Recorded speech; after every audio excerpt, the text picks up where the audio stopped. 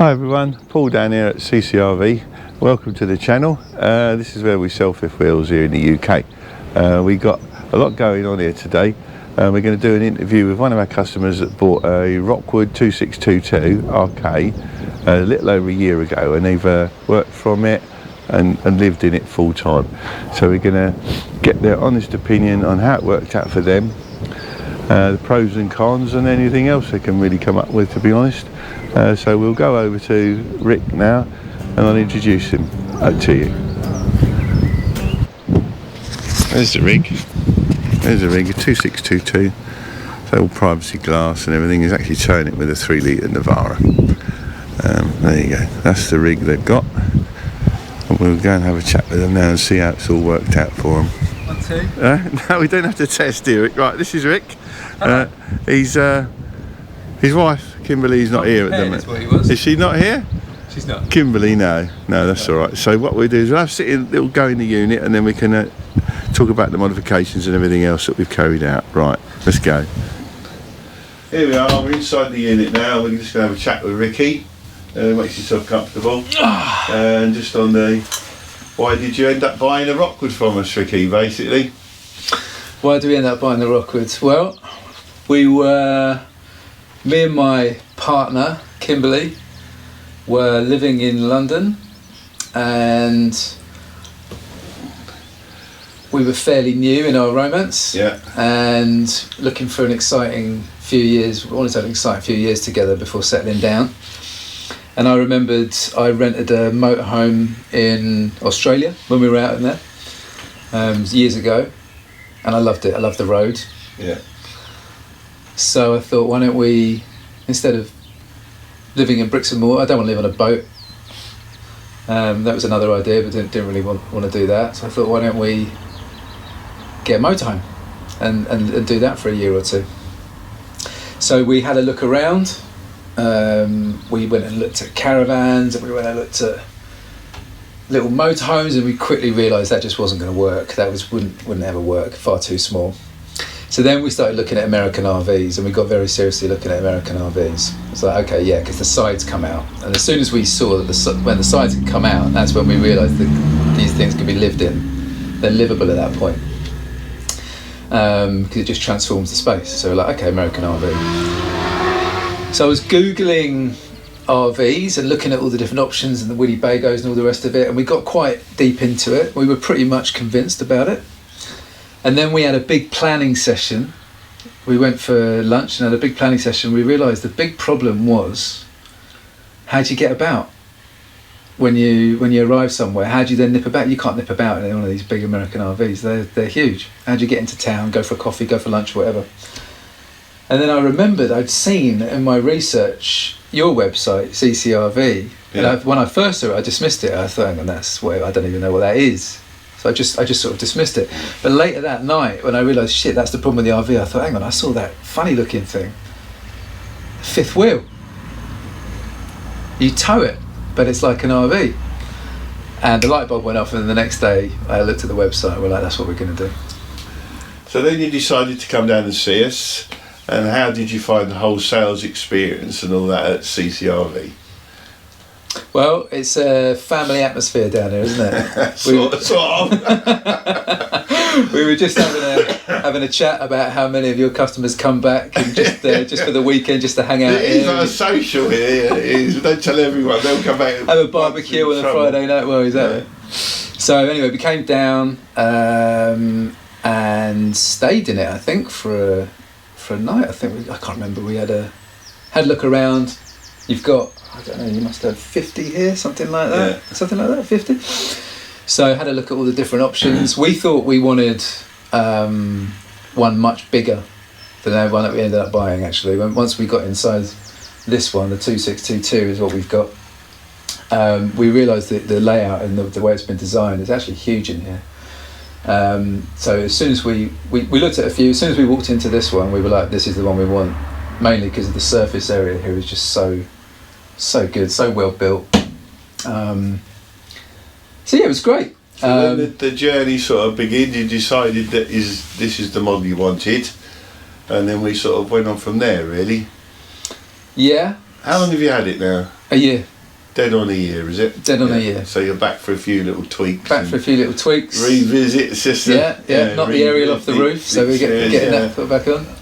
Right, so you basically bought your truck, you bought the unit, then you headed off. And then we headed off. So give us a brief description of years travelling and living in Rockwood. Okay, it's quite an experience. Yeah, brief. I said brief. So first of all, you got to learn to drive. If you don't, so we didn't. Because you never had the licence, did you? The C1+E. Did not have the licence. No, I'd only ever driven a car. Did Kimberly? Kimberly didn't either. No, we both had to go through the whole process of learning. That was intense. Yeah. We had some fun and games doing that. Kimberly passed first time, I didn't. So actually, when we drove off, Kimberly had to drive herself. You might remember, because I do remember. Yeah. I think that was a bit of a laughing thing. Yeah. We said, well, how comes Kimberly's driving? I don't think Ricky's even got a licence. It was a bit of a sore point with me at that point, that's for sure. So I do remember that. Yeah, that wasn't pretty. So Kimberly had to drive herself. She was great. And then I had to go, and then I don't know, a month later I took my test again, and thank God I passed. Oh, well done, yeah. Yeah, but it was quite intense to learn to pull. So where did you go, roughly? Just give me a brief. We started off in Sussex. We quickly worked out that the best way to do it was to use the Camping and Caravan Club and the Caravan and Motorhome Club. Yeah. These are the two clubs, rather than just using pitchup.com or Google Maps, that really have the best sites and the sites that really take these. And we were surprised at the price, much cheaper than we expected it to be. We were expecting it to be much more expensive than it was actually. What were you paying on average a night? In the summer, so when it depends if you're on electric or not, but generally anywhere between £10 and sort of £25 a night, depending on the type of site. And you've got two different types of sites. You've got the club sites where everyone's kind of in there together, and then you've got the certified sites where it's just someone renting out their field. Yeah. And we prefer the certified sites. Yeah, quieter, relaxed. No kids kicking. No kids messing about, and you might be the only one there. Yeah, it's more intimate. Bit of peace and quiet. Yeah, that's the main thing.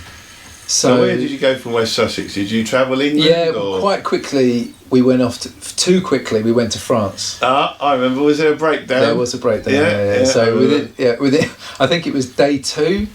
Our truck broke down. Yeah. The alternator went, and we had to call out the RAC. Luckily, we had the European cover. Yeah.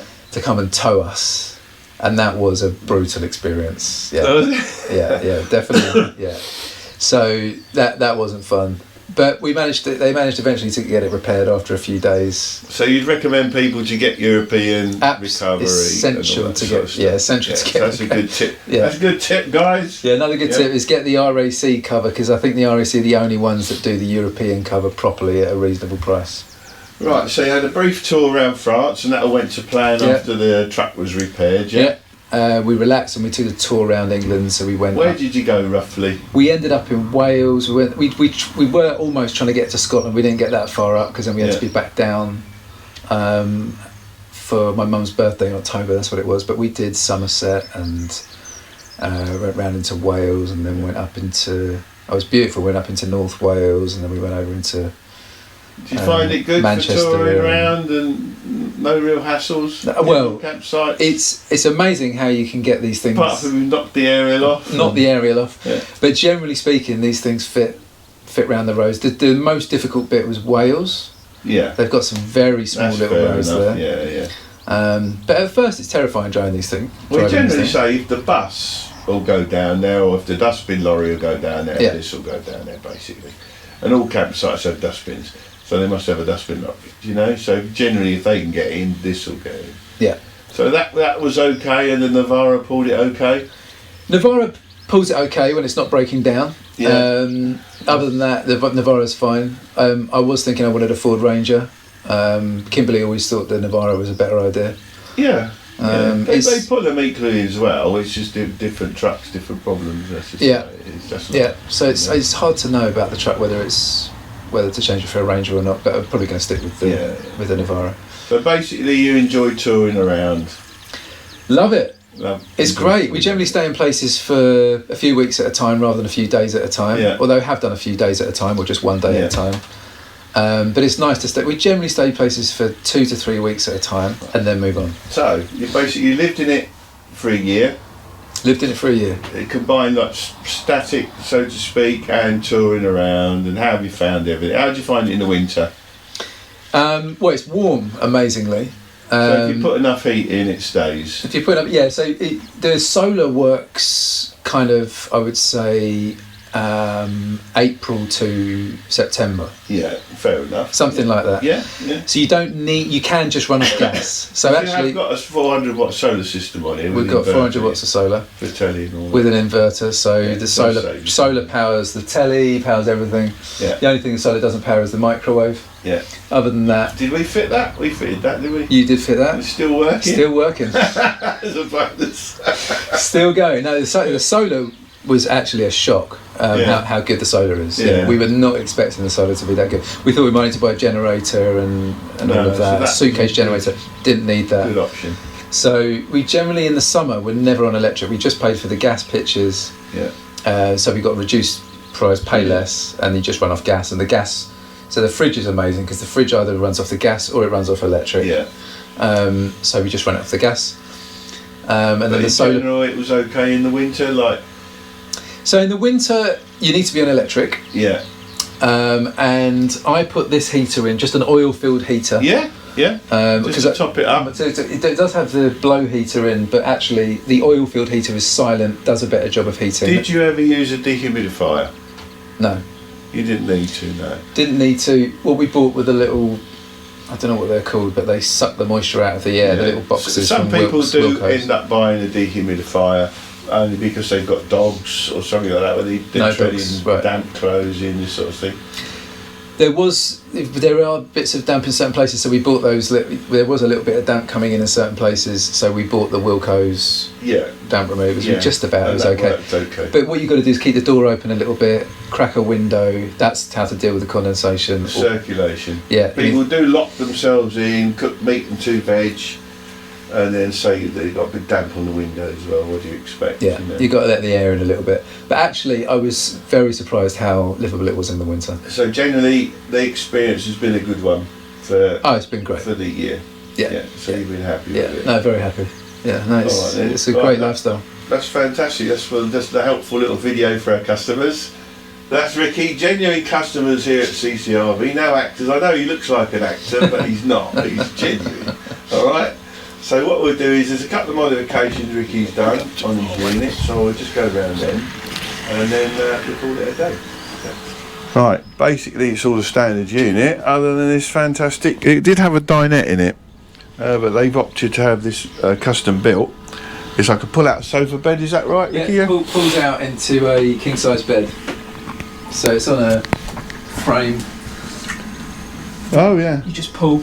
Yeah, and then king-size bed, here. storage. So we got them to take this laminate off of the dinette and just paste it on top of this that they've built. So you've got all the storage in there. They matched the wood, or did they cut that off? No, they've matched it. Yeah, it's brilliant. Yeah. And what sort of figure was that? 2,000 all in. So the woodwork was about £1,000, and then it's lovely, and you found that a good modification. And you've got your little dining area over there. Yeah, this is the only way to do it. And workstation. This is the way. So it actually looks really nice. Little table. 50 chairs. style chairs. Yeah, do your work there, have your dinner there. Yeah. Well, thanks very much for that, Ricky. That was a brilliant little interview, and we'll put that all together, and we're sure they still won't believe us that you're a camper, but I'm sure them all that you are. I most definitely am. All right, guys, if you got to the end, thanks a lot. Don't forget to like and subscribe, and thanks very much for watching. Over and out from Ccrv.